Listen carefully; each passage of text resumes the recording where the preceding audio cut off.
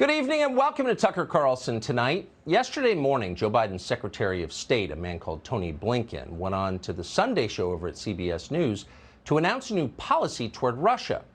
Going forward, Blinken explained, the Biden administration will use Poland as a cutout to send fighter jets to the government of Ukraine.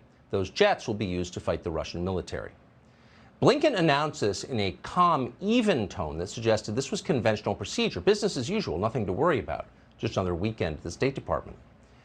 But in fact, it's not typical. It's a very big step. It could turn out to be a pivot point in history. And for that reason, we want to show you the entire exchange. Here it is.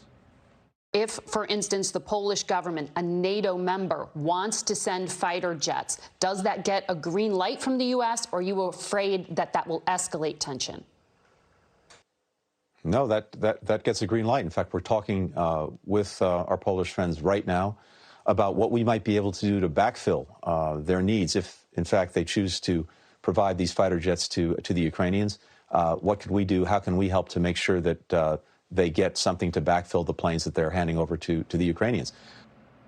Are you afraid that will escalate tension, asks the scriptreader, because even a CBS News anchor knows that sending fighter jets to a war usually does that.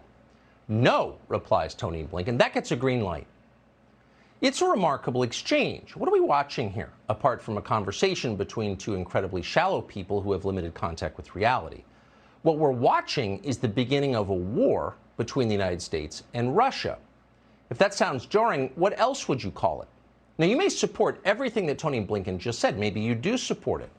But let's not lie about what's happening. Let's be as honest and clear-eyed as we can be, especially now, because it matters. The Biden administration just inserted itself with force into the middle of a hot war between two foreign powers. That means the United States is now an active participant in a war. We are at war with Russia. Whether or not that war has been officially declared, whether or not Congress has authorized that war, all of that is irrelevant. That war is happening right now as we watch. Why is no one in Washington saying anything about this? Because they support it. They always have. Almost 5 years ago, way back in 2017, Congressman Eric Swalwell of California came on this show for another Russiagate debate, one of many. He came to let us know how Vladimir Putin had gotten Donald Trump elected president. It was all as stupid as you remember it, until the end of the interview, when Swalwell said something odd and interesting. Swalwell explained that because Putin had installed Donald Trump secretly in the White House, the United States should now, quote, do everything we can to expand NATO's role. In other words, we should let Ukraine join NATO. That's odd. Why would he say that? Why would a policy so seemingly obscure, NATO, Ukraine, what? Why would that be a priority for some forgettable congressman from the East Bay? Well, simple. Because getting Ukraine to join NATO was the key to inciting war with Russia. We didn't get it at the time. Now it's obvious. Vladimir Putin just invaded Ukraine because he didn't want Ukraine to join NATO. Putin certainly had other motives as well. People always do have multiple motives. But that's the main reason Russia invaded. The Russians don't want American missiles on their border. They don't want a hostile government next door. Now, that's true, whether you're allowed to say it in public right now or not. It has been true for a long time. A lot has been written about this over many years by serious people. No one who knows anything and is honest will tell you Putin invaded Ukraine simply because he is evil.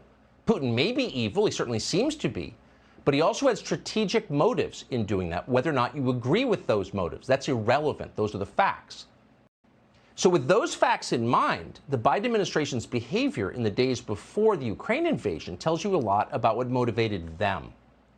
With Russian troops massed by the thousands on the Ukrainian border, Joe Biden sent Kamala Harris, the least capable diplomat in Washington, to explain America's policy to European heads of state. At a public press event at the Munich Security Conference, Kamala Harris encouraged Ukraine to become a member of NATO. Quote, I appreciate and admire President Zelensky's desire to join NATO. Message? Up yours, Vladimir Putin. Go ahead and invade Ukraine. And of course, Vladimir Putin did that just days later. So the invasion was no surprise to the Biden administration. They knew that would happen. That was the point of the exercise. We watched all this happen. We missed it. How? Honestly, because it was insane and therefore very hard to take seriously. Why in the world would the United States intentionally seek war with Russia? How could we possibly benefit from that war?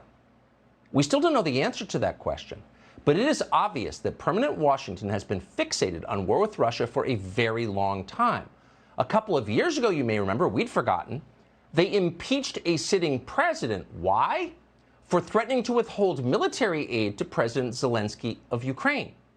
Failing to back a proxy war in Ukraine was the one thing Donald Trump was not allowed to do as president. Again, they impeached him for it.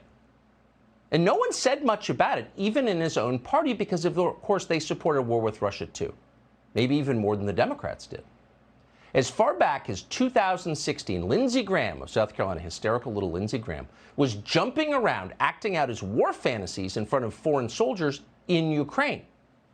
If we saw this tape at the time, we don't remember seeing it. Back in 2016, Ukraine seemed like a faraway place. We should have paid more attention. Here it is. Your fight is our fight. Ваша боротьба – це наша боротьба. 2017 will be the year of offense. Рік 2017 рік буде ріком нападу. All of us will go back to Washington and we will push the case against Russia. Ми всі повернемося до Вашингтону і ми будемо відстоювати санкції проти Росії. Enough of a Russian aggression. Досить вже російської агресії. It is time for them to pay a heavier price. Your fight is our fight? That's a very strange thing for an American lawmaker to say to a foreign military. Why would the Ukrainian government's fight in 2016 possibly be our fight? On what grounds is it our fight? What does that even mean? We don't know. And yet now it is demonstrably true. Ukraine's fight is our fight. Ukraine's war is our war. It's here, but most Americans did not see that coming. Yet permanent Washington certainly did. Permanent Washington understood that the second Vladimir Putin's forces rolled across the border into Ukraine, we would inevitably be on a course toward war with Russia. They knew. Here's the president of the August Council on Foreign Relations on the day of the invasion. We need now a response of necessity to his war of choice. And there's got to be to raise the economic costs at home, to raise the military costs on the ground. I hate to be so blunt, but the most vulnerable thing that Putin's vulnerable to is dead Russian soldiers. So we have to make sure Ukraine has the means to resist. Dead Russian soldiers. At the time, that seemed a little bellicose right out of the gate. It had just happened. Maybe there's some way to de-escalate this. The invasion's terrible, but isn't America's role as steward of the West to make things better? Wouldn't a prompt Russian withdrawal from Ukraine be the wisest course for everyone, including and especially the Ukrainians, on whose behalf we claim to speak, but whose country would be leveled by a protracted war?